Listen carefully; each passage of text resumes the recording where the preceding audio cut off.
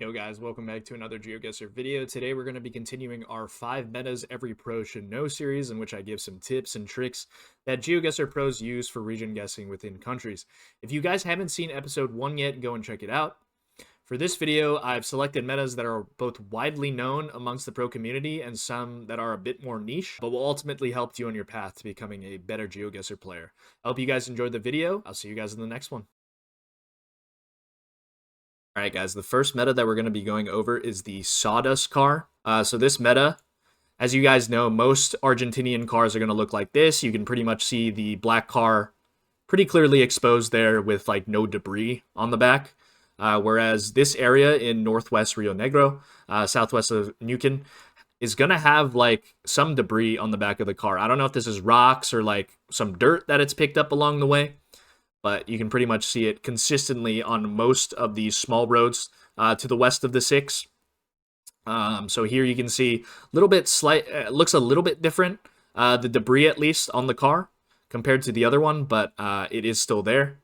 And these roads as well, we do have it. So like the debris here, this one, looks like it's more like into the car, like it's more fused in to the black car, but it is still there. And then this one as well. So looks like they covered pretty much all of this around the same time, and no car wash, I guess, was done in between. So yeah, that's why you get this pretty unique coverage in northwest Rio Negro. All right, another turkey meta here for you folks. So this one's pretty well known, I would say, but you'd be surprised a lot of people still don't know this one. So in most of Ankara province, especially in the cities surrounding Ankara and Ankara proper here, you will have these street signs with like what looks like maybe like, I would describe this as like a briefcase shape with like a little handle on the top. I think that's probably the best way to describe it. And these can also have these are really helpful because it can also have the info for like town names as well. So this one is in Karagedik, and it says Karagedik here on the bottom of the sign. So that's definitely really helpful for distinguishing where you are in surrounding Ankara suburbs and stuff. So this Sincan location, we do have like the same thing here basically with the briefcase shape and the handle. This one in downtown Ankara will have this as well. And then surrounding cities north, rather, will also have it. Like this one says Subuk here, so it does have the city name on the sign sometimes. So this is always helpful. And then this one, let's check this one out. This one also has that same shape. So like in general, mostly in Ankara province and surrounding cities of Ankara, you will pretty much get this sign everywhere. And if you see one of these signs, you can safely plonk the Ankara province, and you should be able to get quite close. All right, so for this one, we're going to be talking about Limpopo Poles. So I say Limpopo very loosely here because it can be found in like the areas surrounding Joburg, which isn't necessarily considered Limpopo. Limpopo is, the border is here. So like these 3 locations are in Limpopo, so we can go through these real quick.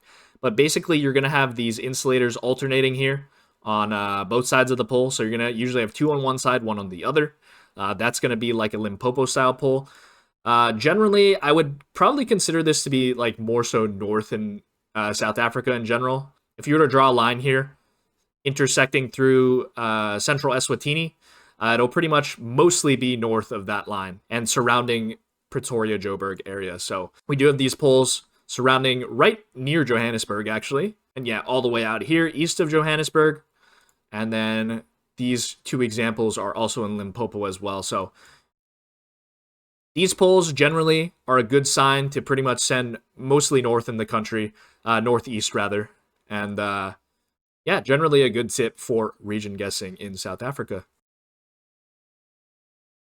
All right, guys, this is going to be probably the most controversial meta on this video because some have said it's fake because you can get pink roads really, or red roads rather, in a lot of places in the US. There's a lot of places around Memphis that will have like red roads, like down here, like Mississippi, Arkansas, that area, this area around Memphis. There can be some in like Kansas, Oklahoma as well. Like, there's definitely a bunch of places where you can get red roads, but this is probably the most common one, especially when it's flat like this and like slightly rolling hills, I would say, but quite flat, agricultural.